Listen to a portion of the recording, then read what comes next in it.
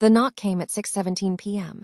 I know the exact time because I was staring at the clock when it happened, counting the seconds between the past and whatever was supposed to come next. The numbers glowed softly on the microwave above my stove, blinking green in the dim kitchen light. Outside, the sun had already disappeared behind the bare trees, leaving the world wrapped in that blue-gray stillness that only winter evenings know. I wasn't expecting anyone. No one ever knocked on my door anymore. Not on Christmas Eve, not on birthdays, not even by mistake. So when the sound came, 3 gentle knocks, not rushed, not demanding, I thought I had imagined it. I stood there for a moment, my hands wrapped around a mug of lukewarm tea, my heart doing something strange in my chest. Hope is a dangerous thing when you've trained yourself not to feel it. Then came the knock again. That's when I realized something important. I was 74 years old. I was alone, and someone, for reasons I couldn't yet understand, had chosen my door. Christmas used to be loud in this house, not the polished kind you see in movies, with matching pajamas and perfect trees. Ours was messier, real. There were burnt cookies and tangled lights and arguments over which ornament belonged where. There was laughter that spilled out of rooms and into hallways, and music that played too loudly because someone always turned the volume up. Now the house was quiet, not peaceful quiet, empty quiet. I had put up the tree out of habit, a small artificial one I kept in the hall closet. It leaned slightly to the left, no matter how much I adjusted the stand. I decorated it with the same ornaments I had for decades. A cracked glass angel, a faded felt Santa my daughter made in kindergarten, a wooden star my husband carved one winter when money was tight and love was abundant.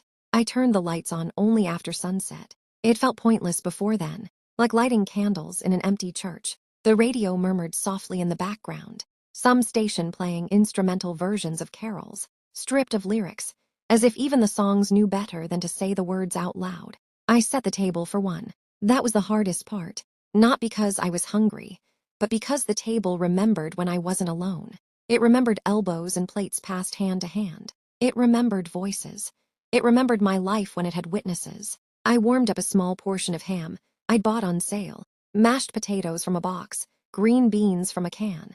I ate slowly, deliberately, the way you do when you're trying to make something last longer than it wants to. Every few minutes, my eyes drifted to my phone. No messages, no missed calls.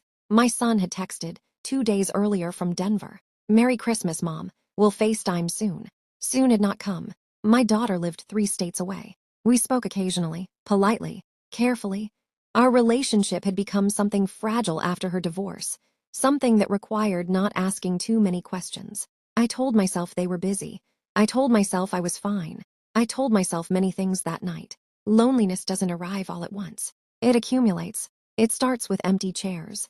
Then holidays become quieter. Then people stop assuming you'll be included. Eventually, you stop assuming it yourself. I had been a wife for 47 years, a mother for 50, a neighbor, a coworker, a volunteer, a church member. And then, slowly, I became just a leaner in 3B. My husband, Thomas, died 8 years ago in a hospital room that smelled like antiseptic and old coffee. He held my hand until the very end, his grip weakening like a sunset fading behind clouds. After that, people came around for a while. They brought casseroles. They hugged me too tightly. They said things like, "Let me know if you need anything." Eventually, they stopped coming. Eventually, I stopped asking. I learned how to live small, how to stretch days so they didn't collapse in on themselves. I read books slowly. I watched old movies. I took walks even when my knees complained. Christmas was harder, because it wasn't just a day. It was a mirror. By early evening, the loneliness sharpened. There is a particular hour on Christmas Eve when the world feels especially divided, between those who are somewhere and those who are not. Lights glowed warmly in other apartments across the street. I could see silhouettes through curtains, people moving, laughing, passing plates. Somewhere, a child screamed with excitement. I sat in my armchair with a blanket over my legs and pretended not to watch. I turned on the TV, then turned it off again. Everything felt too loud or too fake. Even joy, when you're alone, can feel like an accusation. At some point, I spoke out loud. "Well," I said to the room, "this is it." My voice startled me. It sounded thin, rusty from disuse. I reached for my tea again. It was cold now. That's when the knock came. I hesitated. Fear does strange things when you're older. Every knock feels like a risk. Every unexpected sound carries a question mark. I looked through the peephole. A man stood there, holding a grocery bag in one hand and a paper-wrapped box in the other. He looked to be in his early 30s. Brown hair dusted with snow, nervous posture. He knocked again, lighter this time. "Hello," he called. "I'm sorry, are you home?" I swallowed. "Yes," I said, my voice barely louder than a breath. "I live downstairs," he said quickly. "Apartment 1A, my name's Mark. I think I made too much food." I almost laughed. Too much food. It was the most ordinary, human reason anyone had knocked on my door in years. I opened it slowly. The hallway light flickered behind him. Up close, I could see he was holding the bag like a peace offering. "I hope this isn't weird," he said. "I just moved in last month. I saw your lights on earlier. I thought, well, it's Christmas." I studied him the way women my age learn to do, carefully, instinctively, weighing tone and intention. He wasn't threatening. He wasn't overconfident. He looked lonely too. "That's very kind," I said finally. He smiled, relieved. "I made lasagna, and bread, and cookies, my mom's recipe. I live alone, and I always overdo it." I stepped aside without thinking. "Please," I said, "come in, it's cold." We sat at my small kitchen table, the extra chair pulled out for the first time in years. The lasagna smelled rich and comforting, like memory.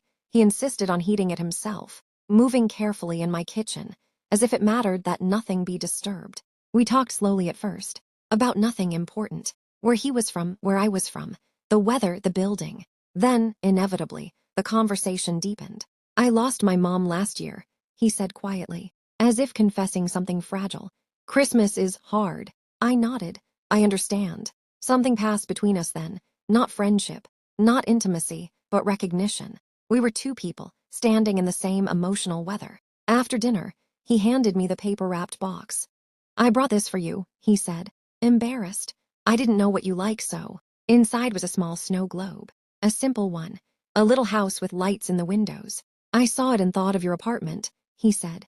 I laughed then, an actual laugh, and felt tears immediately after. "It's perfect," I said. He stayed for 2 hours. We talked about my husband, about his childhood, about the strange ways life narrows and widens. When he finally stood to leave, the apartment felt warmer than it had all night. When the door shut behind him, I stood there for a moment, listening to the quiet return.